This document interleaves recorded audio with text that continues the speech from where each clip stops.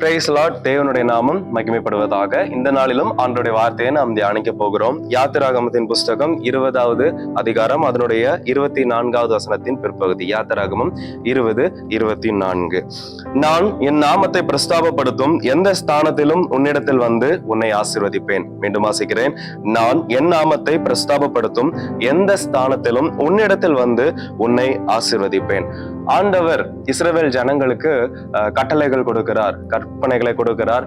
அதுல ஒரு முக்கியமான ஒரு விஷயம் என்ன சொல்றாரு அப்படின்னா, நீ என் நாமத்தை எங்க பிரஸ்தாபப்படுத்தினாலும் நான் உன்னிடத்துல வந்து இறங்கி உன்னை நான் ஆசீர்வதிப்பேன் அப்படின்னு சொல்லிட்டு ஆண்டவர் அந்த மக்களுக்கு நிறைய கட்டளைகளை கொடுத்தா, நிறைய நியமங்கள், எப்படி வாழணும், எப்படி என்னை ஆராதிக்கணும் அப்படின்னு சொல்லி அதை ரொம்ப சூப்பரா ஆண்டவர் அவர்களுக்கு கற்றுக் கொடுக்கறதை நம்ம பார்க்கிறோம். அந்த இஸ்ரவேல் ஜனங்களும் அதை என்ன பண்றாங்க, ஃபாலோ பண்றாங்க.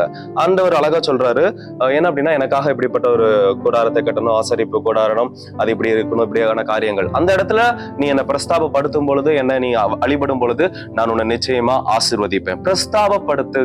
பிரஸ்தாபத்தை விரும்புகிற ஆண்டவர். ஆமென். அப்படிதான் ஆண்டவரை நாம எங்கெல்லாம் துதிக்கிறோமோ, ஆண்டவரை எங்கெல்லாம் நம்ம பற்றி பேசுறோமோ அதை ஆண்டவர் விரும்புகிறார். இப்போ உதாரணமா நாம ஒரு காரியத்தை எவ்வளவு அழகா ப்ரொமோட் பண்றோம், அப்போ அதோட ரிசல்ட் எப்படி இருக்கும்? அந்த ப்ரொமோஷனுக்கான அந்த இடங்கள், அதாவது அந்த கம்பெனிஸோ, அந்த ஸ்கூல்ஸ், காலேஜஸோ, அந்த இன்ஸ்டிடியூஷனோ எல்லாமே என்ன பண்ணப்படும் அப்படின்னா நிறைய விஷயங்கள்ல பிரபலமாவாங்க.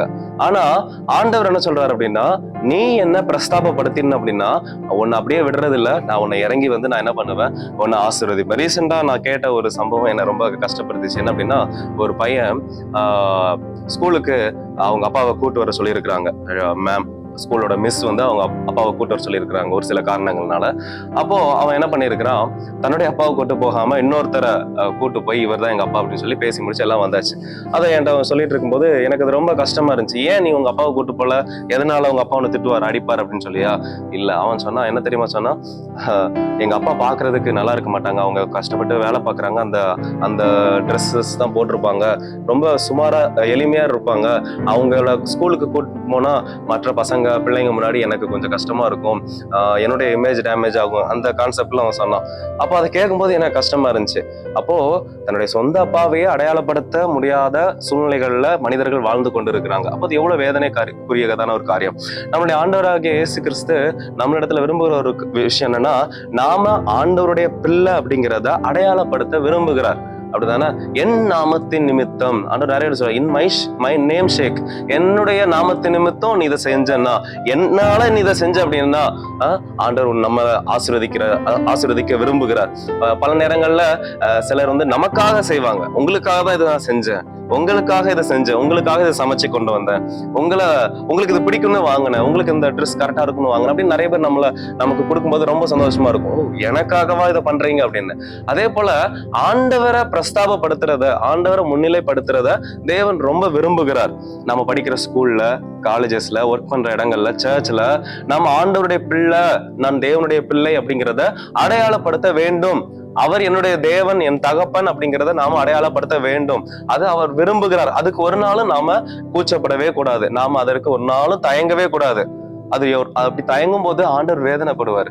ஏன்னா நமக்காக, நாம் பாவிகளா இருந்தோம்ல, நம்ம பாவிகளா இருக்கும் பொழுது நமக்காக நிறைய தியாகத்தை ஆண்டவர் நம்ம பிறக்கிறதுக்கு முன்னாடியே செஞ்சிருக்கிறாரு.